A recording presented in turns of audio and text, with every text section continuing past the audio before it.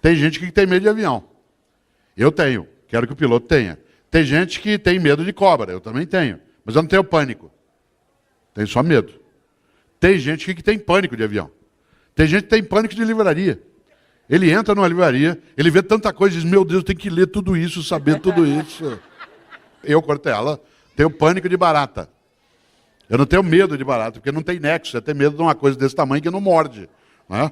Não existe um caso na medicina que está escrito no prontuário, mordido por uma barata, né, tomou 16 pontos. Pânico. Se aparece uma aqui agora, eu fico paralisado. Mas não é medo, é pânico. É pânico. Pânico é irracional. Eu me lembro que algumas vezes eu dei aula no Butantan, né, em função de palestras, e tentaram me ajudar. Criogenaram barata, congelaram, para ver se eu segurava na mão. De jeito nenhum. Nem congelada. Né? Olha que coisa. Eu tenho dificuldade de entender na obra divina se há força divina que produz, por que a barata foi feita. Certo?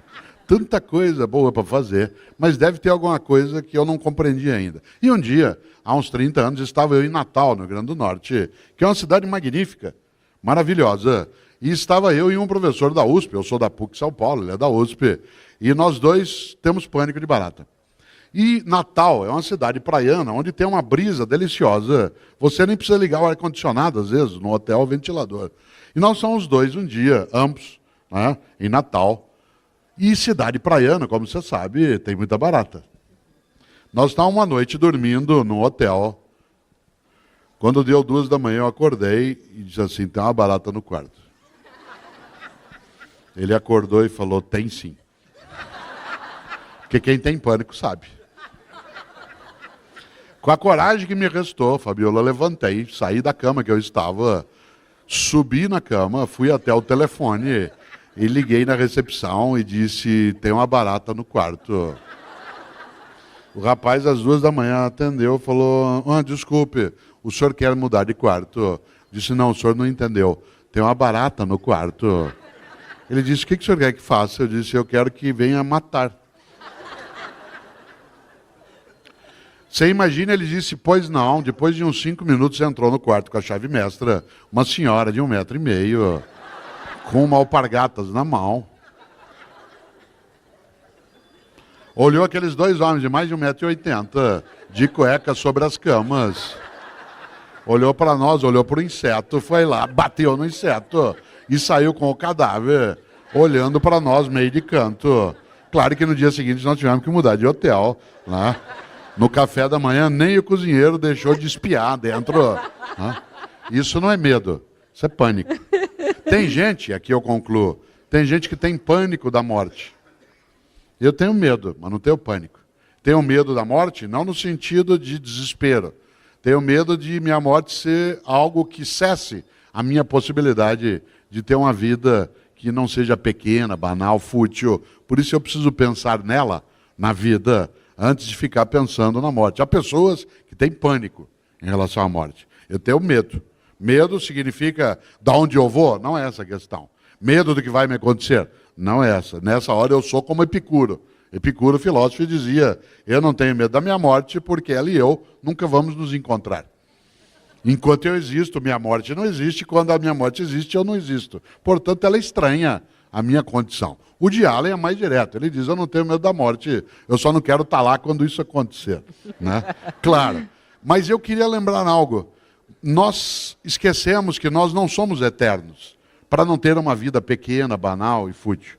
E eu gosto de contar uma história, né, no escritório, onde fica a Fernanda, a Luana que está aqui também, o William, a Beth. A gente tem uma representação de um quadrinho que eu já te contei, que nós já falamos no ar na CBN, mas que eu queria trazer agora para quem não conhece, que é um quadrinho do Peanuts, que é uma única representação, uma só, que tem a frase mais inteligente que eu já vi sobre isso que nós estamos falando.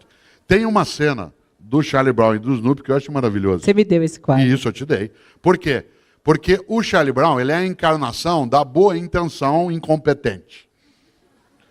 Ele é a encarnação da ideia de que a coisa mais perigosa que existe no mundo é incompetente com iniciativa. Né? O incompetente com iniciativa é um perigo num centro cirúrgico, num fogão, na direção de uma cidade, numa nação. É um risco imenso. Vocês imaginarem O Charlie Brown, ele é a intenção, ele quer fazer, mas as coisas não acontecem, ele é explorado pelos outros. E o Snoopy é um Beagle que é a alegria encarnada, aquelas orelhas que balançam. É uma coisa magnífica.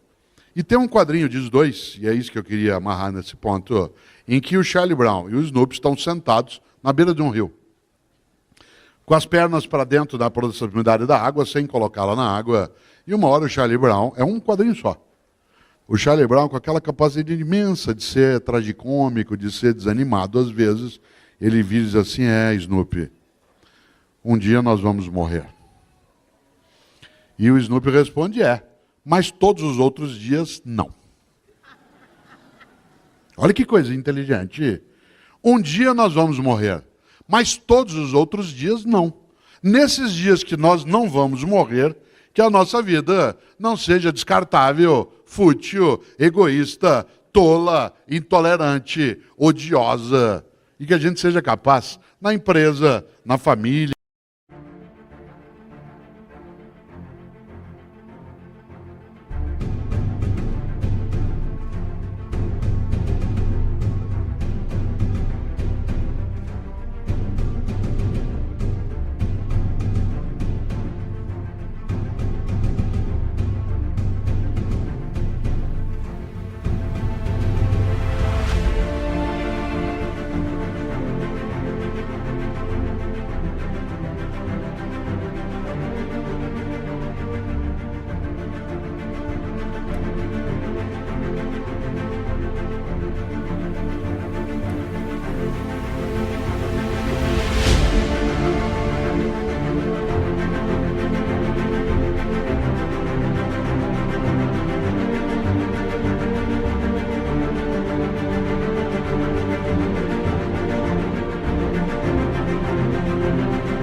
nas religiões, na mídia, de pensar na nossa obra, para que a gente tenha noção de que a mortalidade ela é um fato, mas a vida não tem como sua condução obrigatória ser desperdiçada.